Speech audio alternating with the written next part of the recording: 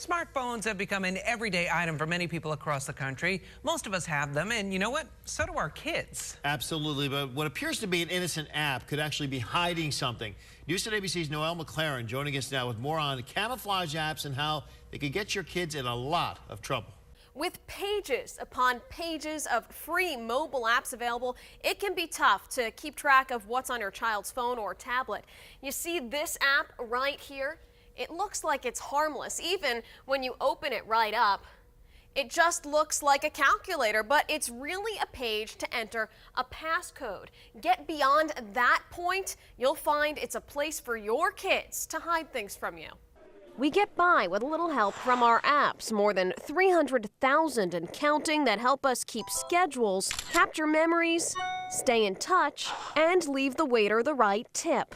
Seemingly helpful, but some have something to hide. We're never going to see it, nor will the parents. Think this is your phone's calculator? Colony investigators say look closer. It's an icon that actually looks like the calculator app that comes on every iPhone. But in essence, it's actually an application that allows you to hide something. Hide things like dirty photos, phone numbers, texts, and other dangerous apps that allow criminals to communicate with your kids, like Kik. It's free, it's untraceable, it's just something that the kids decide to use. Sergeant Michael Franzi calls them camouflage apps, and they're as simple to get your fingers on as a keystroke. Just search secret, hidden, or invisible apps and you'll find a whole host of ways your kid conceals what they're doing on their mobile device, disguising dangerous applications as everyday tools. Colony police say that they have their hands full with these handheld decoys, especially in the hallways of local schools. They say that they're struggling to lock the problem down. Let's talk about how frequently you're dealing with some kind of crime involving a kid and a cell phone. Every day. Every day, sometimes multiple times a day. There's ways that you can hide everything. Parents, meet your first line of defense, an angel of sorts. Stacy Angel. She's a student assistant counselor at Shaker Junior High, and she's learning all about the camouflage apps sneaking onto your child's screens so she can put a stop to them. How do we know if our kids have some of these camouflage apps on their phone, if they're so camouflaged and easily disguised?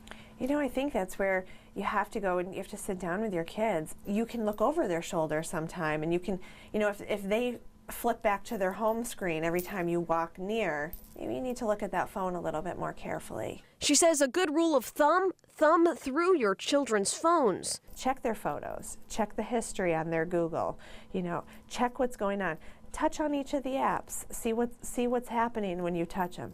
If they're asking you for a password, the minute that you touch on one of those apps, there's a problem. She suggests leaving the phone to charge at night where parents can see it. The kids are going to be way less likely to do anything on their phone that they shouldn't be if they know every night I have to plug it in the kitchen to charge it. And phones and their ever-evolving apps aren't going anywhere. Take them away from kids and they'll find another way to get online.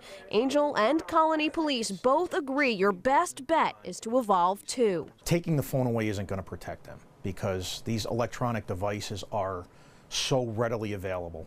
We need to have communication open because if they do run into a problem or they do end up with a scary message or something that's inappropriate, we want the kids to be able to reach out to their parents and say, help me. And feel comfortable. Absolutely. Police say talk to your kids about the serious consequences that could come with talking to the wrong people and using the wrong apps. They're more likely to listen to you if you're warning them and not threatening them.